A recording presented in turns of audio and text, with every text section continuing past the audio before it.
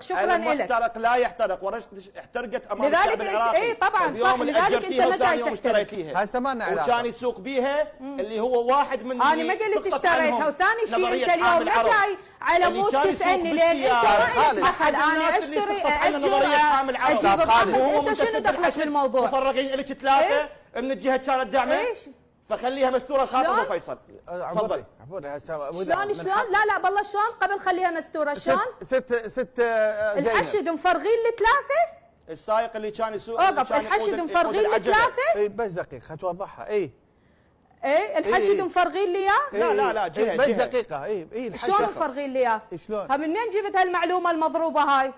يجوز محاميه يعني ما تستحي على نفسك، يعني انت تكذب. لا اوقف. يعني ما كان استحيت على نفسك ووفرت على نفسك انك تكون بهيك موقف سخيف؟ يعني هسه انت صارت لك طولة شارب من حكيت وياي بهالطريقه؟ يعني انت برايك عبالك انه انت راح تنتقص مني؟ لا طبعا ما يصير لك طولة شارب، لان انتوا شواربكم ما تروح على العراقيات حبيبي. انتم اما الثلاثه مال الحشد، فهاي الكذبه تكذبها بالسوشيال ميديا حساباتكم الوهميه. من حظك على هيك كذبه. والله العظيم يعني انا والله هسه انا بدي اتعاطف ويا الحشد. هضم اسرائيل، تعرف اسرائيل الكبرى مو ما نسمع والله العظيم خطيه الحشد. والله خطيه الحشد. تمام. والله العظيم خطيه الحشد على هاي الشكولات اللي ملفينهم. استاذ خالد وبالله الكريم يعني نهايه الحشد من وراء هاي الشكولات اللي ملفيهم ويعلفون عليهم. والله ما غزر الاكل بيكم مع الاسف. والله الحشد عظيم ويعلفون عليكم هيك بلاش. تمام والله بلاش. يعطون نتاهو الحشد. صحيح ميتين عليه يعطون نتاهو. استاذ رائد هسه احنا اكو خيط بين حريه التعبير. ارجع لك ست زينب.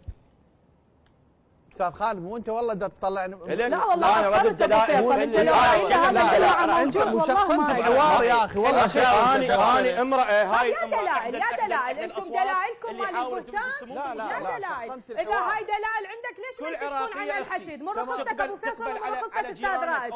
وين الدلائل مالتك؟ ليش ما يكشفون عن الحشد؟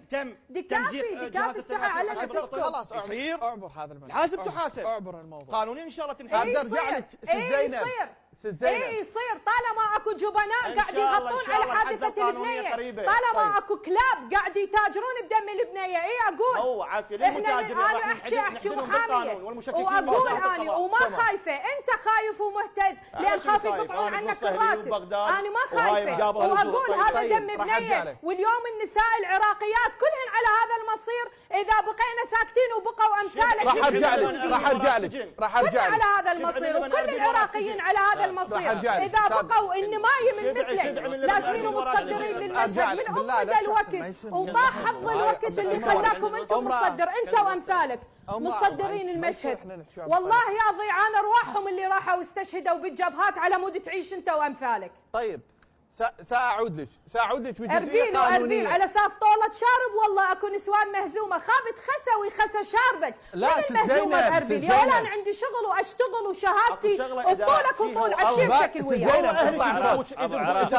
والله العظيم كذاب وباطل. وعندك فتوى من هذا صاحبك هذا التافه اللي مثلك. دكافي عمي صرنا نستحي منكم. والله العظيم صرنا نستحي نقول انه احنا ننتمي لكم. شوف زينب دوست الذيل هاي شلون طلع صوتك؟ ست زينب راح ارجع لك. هاي داسوا فيها ذيلك انت يا كلب. الصراخ على قدر الوجع. طبعا قهرتني. دم العراقيه يقهرني يا بلا غيره. دم العراقيات انا انهار علي يا بلا ناموس. يا ناموسز يا بلا غيره. يلي جاي يتاجر بدم بنيه بالبيت كان استحيت ما خفت من الله باكر الله يجيني. لا خلاص اقطع الصوت شباب. خلوا لي بس دكتور اقطع الصوت. خلوا لي بس دكتور خلي